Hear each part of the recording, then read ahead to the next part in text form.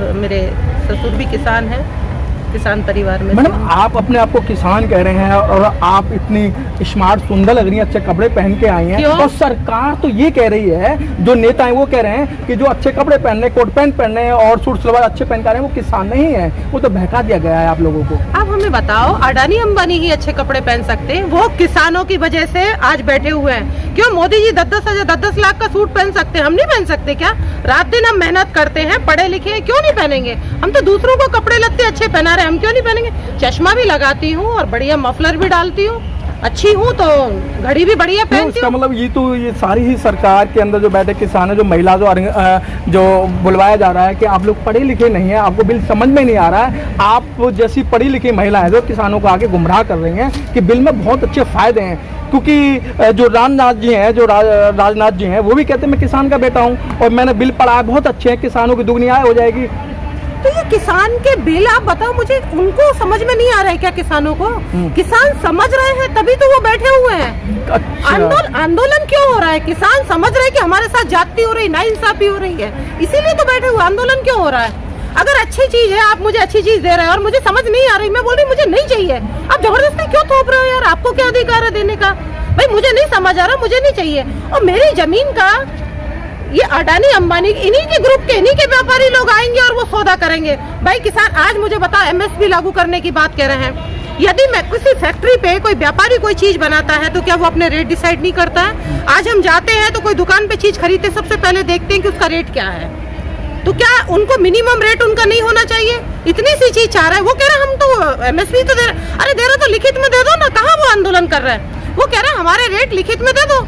भाई लिखित में मिनिमम रेट तो मिलना चाहिए ना, वो देने के लिए तैयार नहीं है। लिख के देने में क्या जा रहा है? तो क्या लगता है कि जिस तरीके से ये आंदोलन है, आज इसको 78 दिन हो गए, 78 दिन चलते हुए आज 206 किसानों की शहादत भी हो गई है, लेकिन उसके बावजूद भी सरकार के कान पे जू नहीं रहने लगी। देखो ये तो तानाशाह सरकार है, ये हम नहीं कह रहे हैं। जहाँ जहाँ ये विदेशों में यात्राएं कर करके आए हैं वो विदेशी लोग सब कह रहे हैं। आज विदेशों से भी तो समाचार आ रहे हैं कि ये मोदी जी गलत कर रहे हैं। इतना लंबा आंदोलन, शर्म आनी चाहिए। अन्नदाता को मार दोगे तो आपके पास में बचेगा क्या? भाई पूरे विश्व में हाहाकार मचने लग गई कि भारत में ये तो त्राहिमाम हो गया। 2.5 महीने से 2.25 महीने से जो अन्नदाता दूसरों को अन्न देता है, आज वो चिल्ला रहा है कि मेरा हक दो। हक के लिए लड़ाई लड़ रहे हैं वो, और क्या कर रहे हैं? अच्छा मैडम, एक चीज और देखा गया है कि जब से होश संभाला है हम लोगों ने कि बीजेपी पहले सत्ता में आने के लिए दंगे कराती थी, अब सत्ता में बचे रहने के लिए दंगे करा रही है। जिस तरीके का 28 तारीख का जो मंजर था यहाँ पर, इतना खतरनाक मंजर था कि अगर राकेश टिकैत जी अगर अपनी बातों को नहीं बदलते तो ना जाने यहाँ कितने लोगों की शहादत होती, कितने किसानों की शहादत होती। ये शर्म की बात है। देखिए ये बहुत दुखद बात है ना, तो वो मानने वाले, क्योंकि वो आदमी ने जो सोच लिया है ये वही करेगा, उससे उसको कोई नफा नुकसान से कोई मतलब नहीं है। हो रहा है जो होने दो, उनको तो सिर्फ उनके व्यापारियों को बड़ा करना है, इसके अलावा कुछ नहीं। तो शर्म की बात तो है, और मुझे नहीं लग रहा है कि वो उनका कोई स्तर ही नहीं बचा। एक्चुअली वो कहाँ तक पहुँच जाएंगे हम सोच ही नहीं सकते, कल्पना नहीं कर सकते। आप मुझे बताओ कि लाल किले पे जब ये झंडे का कृत्य हुआ तो लाल किले पे चौकीदार लोग ये बोलते मैं चौकीदार हूँ। लाल किले पे देश का प्रथम नागरिक प्रधानमंत्री झंडा वंदन करने के लिए जा रहा, कितनी सिक्योरिटी होगी वहाँ पे? कितनी सिक्योरिटी नहीं होगी वहाँ पे? उसके बावजूद भी एक व्यक्ति आता है जो रात दिन उनके साथ फोटो खिंचाता है, परिवार जैसे रहता है, और आके झंडा चढ़ा के चला जाता है, और ये चिल्लाते हैं कि किसान लोग करवा रहे हैं, इनके बीच में से हो रहा। ऐसा हो सकता है क्या? लेकिन कैसे चौकीदार की चौकीदारी है? मैडम ये आप जानते हैं ना, अगर आपका भी मकान है, आप किराए पे किसी का मकान लेंगे तो किराएदार का पूरा हक हो जाता है।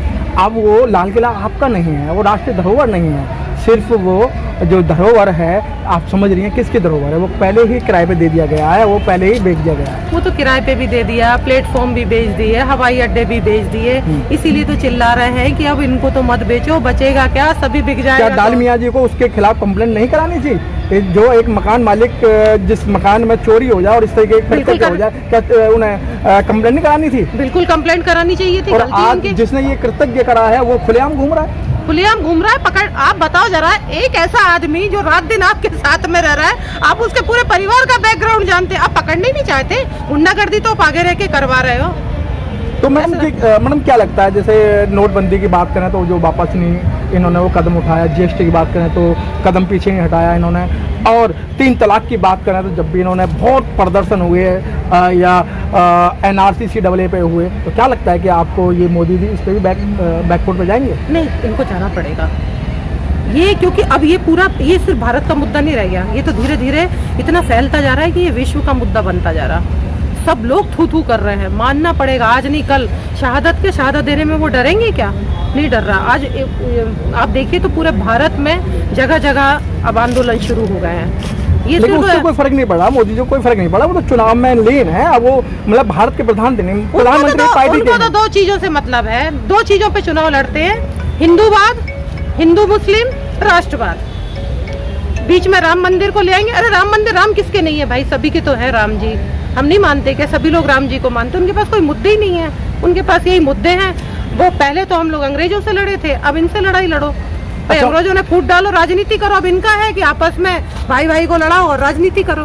अच्छा मैडम, चलते चलते आपको मेरे चैनल के नेशन न्यूज इंडिया के माध्यम से आपको करोड़ों लोग देख रहे हैं, आपको इंडिया ही नहीं आपको विदेश भी देख रहा है, तो आप क्या संदेश देना चाहती हैं? मैं यही कहना चाहूँगी सबसे पहले तो कि शांति व्याप्त हो, मोदी जी की आँख खुले और अन्नदाताओं को उनके साथ में खड़े हों, क्योंकि अन्नदाता अगर नहीं रहेगा तो देश में होगा क्या? तो सभी लोग सुखी रहें। लेकिन सबसे पहले तो मोदी जी से ये निवेदन करूंगी हाथ जोड़ करके कि पहले किसानों की बात मानो, इनको यहाँ से उठाओ, नहीं तो बहुत त्राहिमाम मच जाएगा जिसको कोई भी नहीं बचा सके। Press the bell icon on the YouTube app and never miss another update.